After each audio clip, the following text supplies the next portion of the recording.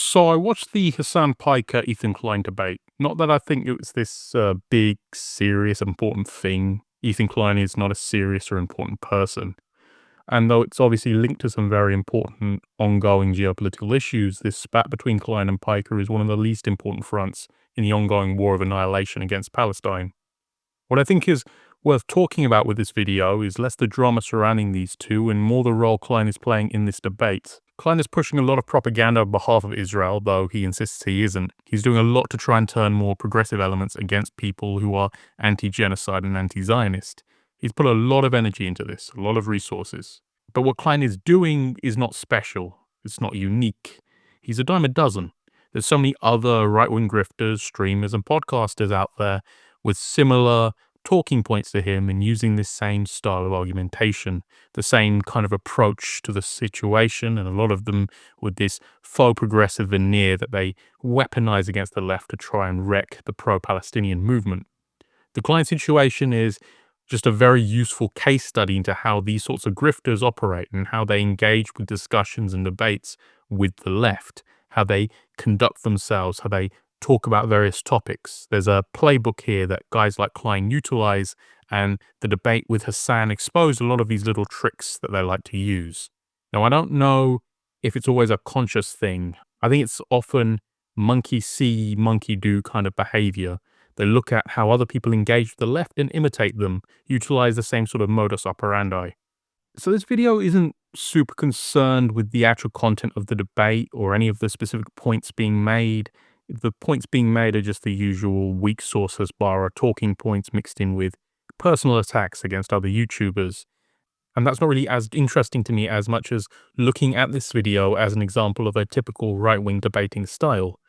If you're interested in people debunking Hasbara, there's better videos and resources out there, and plenty of people have already analyzed Klein's actual talking points by now. Here, I'm more interested in looking at this online debate bro crap, something that's become more prevalent in our political culture and really become part and parcel of wrecker behavior.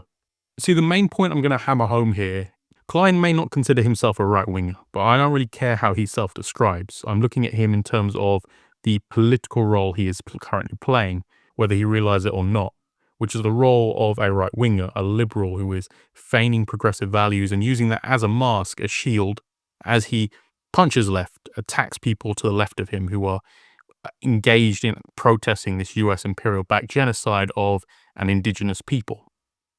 Now, it's not I think he's a plant or a Mossad agent or anything like that, but he is someone who is very much inclined toward right-wing ideas, right-wing politics, as in liberal politics, capitalist politics, colonialist politics. He is someone who has cultivated this left-leaning audience as part of his business model as a podcaster and a content creator, mostly criticizing these soft, easy targets who are just cringe celebrities or people to the far right of him, but also very aggressively attacking those who are more to the left of him, those who are perceived to be more radical and too radical. As I understand it, this last thing is a bit new for Klein, but it's the inevitable end trajectory of any right-wing grifter. So that's all the preamble, basically. I'm just going to launch the main things that Klein does in this debate with Piker, which are very similar to how other right-wing grifters behave. So I talked a bit about weaponizing progressivism already. There's a big thing a lot of these people like to do when they're feigning being more left-leaning or progressive, though you will catch of the more openly far-right types doing this. They'll start using progressive language and talking points to attack people to the left of them. A lot of the time, it's about making their opponents look hypocritical, trying to make them seem bigoted in some way. I think we all know this routine. It's the so much for the tolerant left routine. Whether it's trying to accuse their opponent of male chauvinism, or why you referred to her as my wife, I find that a little chauvinistic, frankly. or ableism, Thing you go to a lot. You notice that? Call people mentally ill. I don't know if that's kosher for leftist values. or being the real racist. You see far-right people do this quite a lot of the time. You know, anytime left-wing people try to defend Muslims from racial discrimination or Muslim countries from imperialism, far-right elements will start bringing up assumed discrimination against gay people or women as a justification for violence against Muslims. It's basically also what transphobes are doing, trying to weaponize feminism to justify transphobic policies. People who are supposedly more left-leaning, however, are a little bit more insidious. You know, what they'll do is they'll speak impassionedly about a specific social issue or social cause and then accuse the far left of ignoring that or being secretly against that. Zionists have used this a lot in the last year, accusing anyone who's anti-genocide of actually being anti-Semitic. And it's led to a lot of far left people in the US being accused of transphobia and even racism for not supporting the genocidal Democratic Party and their genocidal presidential candidate in 2024. This is a thing to watch out for, and it's something that needs to be handled in the correct way. I've seen some elements within the left trying to avoid this by condemning so-called liberal identity politics, but I don't think that actually wins us much ground. It just lets the right successfully co-opt movements that have naturally grown out of the class struggle and anti-imperialist struggle and just helps alienate people against us, which is exactly what these wreckers want. A link to this is how aggressive the right is allowed to be while the left isn't. You know, you get these leftists policing each other over this. The left is always expected to have perfect decorum, be perfectly polite, while the right is allowed to be as toxic as they like. Klein can get as aggressive as he likes, shout and scream at Piker, throw as many tantrums as he wants, throw around as many insults as he wants. The minute he gets back the same energy he's giving out, suddenly it's a problem, suddenly it's a crime, something to be condemned, something needs to be apologized for. Rightists are allowed to be emotive, to get emotional, to have feelings. We're not. We're not allowed to do that. We're not allowed to get angry or upset. You know, if we cannot present our positions in a dispassionate manner, then we're not allowed to have those positions, according to the right. Now, a lot of this also feeds into the general issue we face as a movement when dealing with the right, where it seems people demand absolute perfection from us, whereas the right-wing elements, our opponents and adversaries, they can get away with whatever they want. They're allowed to make mistakes and make errors, always given the benefit of the doubt. To some extent, I think we on the left do it to ourselves as well, though that's not necessarily a bad thing. Self-criticism is good, and all principled leftists should engage in it. That's what separates us from the right wing. But at the same time, we should also give ourselves a bit of leniency every now and again, because the right sure as hell won't. I thought about this a lot when watching the debate. Hassan Piker is not the best representative of the left, but then again, who is, or whoever has been? I mean, besides this guy. But of course, Piker seems to fit in more to the SOCDEM camp, and I'm sure people will question whether or not he's even on the left, which is fair, I think. Regardless, the way the right-wing figures like Klein engage with Piker is indicative of how right-wingers engage with the left, and the way Piker himself generally conducts himself during these debates is how the left generally engages with the right. So, for example, Piker trying to give balanced and nuanced answers to complex issues and questions, and then Ethan shouting over him, claiming he's been talking too much and for too long. You gotta stop with the gish galloping. I know. You're righteous and I'm evil. To you my position. Let me respond. Whether or not Piker is a real leftist is a whole other conversation, but I think anyone who is on the left, certainly any Marxist, knows full well what it's like trying to educate some fucking lib by trying to patiently and carefully explain things to them and then being shouted down halfway through or being dismissed because the answer was too long and not a quick soundbite. The left knows how to construct an educated answer and deliver it. The right wing just knows political point scoring and snappy rhetoric. You try to explain shit and the right winger just talks over you, interrupts, distracts you with other shit, tries debating you on semantics in the middle of the explanation, and then complains that your explanation wasn't good enough. It's a common occurrence. It's the issue with debates, especially these fucking YouTuber livestream debates.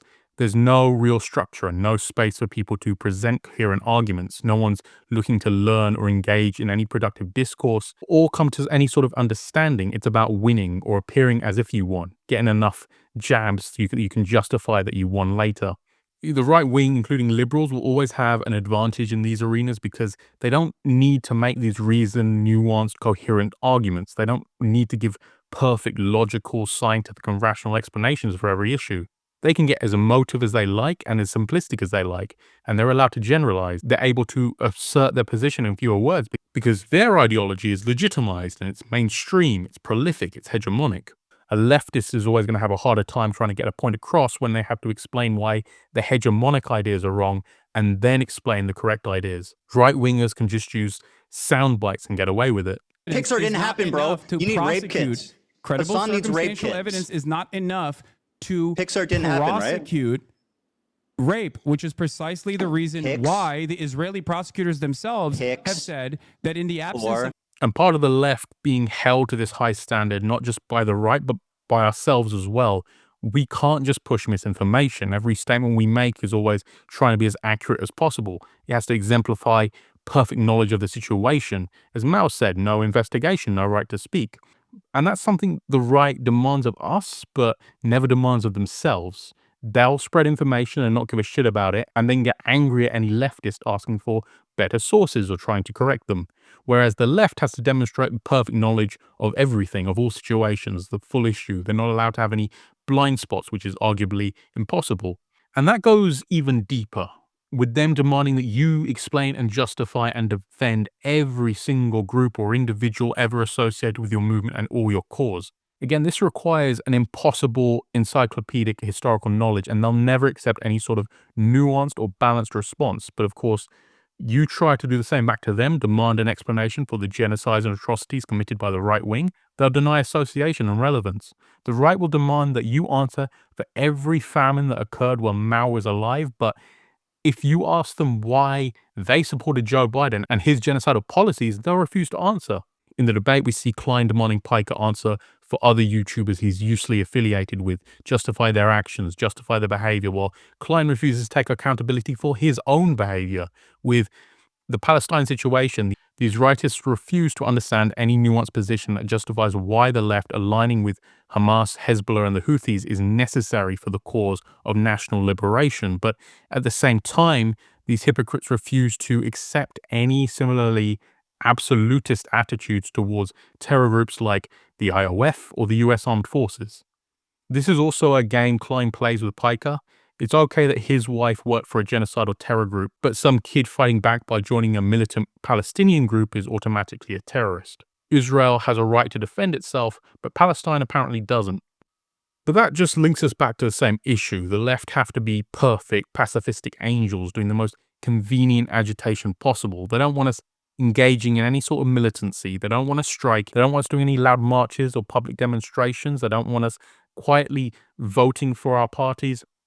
We cannot reason with these people because they're not reasonable people. There's no point engaging in these debates because they don't want to have a conversation. They just want to tell us off. They want to shame us for holding any position left of center. There's a lot of these right-wing grifters out there like Klein who pretend to be progressive or centrist, but spend a lot more of their time and energy attacking the left more than they do the far right. Klein makes his first real YouTube video in years, and it's an hour-long attack on Piker for daring to support Palestine. And again, he's not alone in this sort of behavior, and a lot of these video essayists, breadtuber types, it's not comradely criticism coming from people engaged in organizing. These criticisms always attacks on the people who dare criticize them, dare criticize the phony progressives. Because these grifters pay lip service to these liberatory causes without actually engaging in them in any meaningful way. They attack the people who are actually active in those causes, attack people for not going about it in this idealist, perfect manner. It's wrecker behavior because these people use their position to present themselves as the voices of progressivism, the voices of the left. They're credited with bringing people to the left. And yet they do a hell of a lot to ensure that large sections of the left or potential leftists fail to engage in political radicalism. They are a roadblock, not a pipeline, a demoralizing force. And maybe that seems like a lot to draw from this spat between former friends, but like I said, it's indicative of a larger issue, a microcosm of right-wing behavior that damages the left. It's something that we always need to be wary of, something we always need to defend against.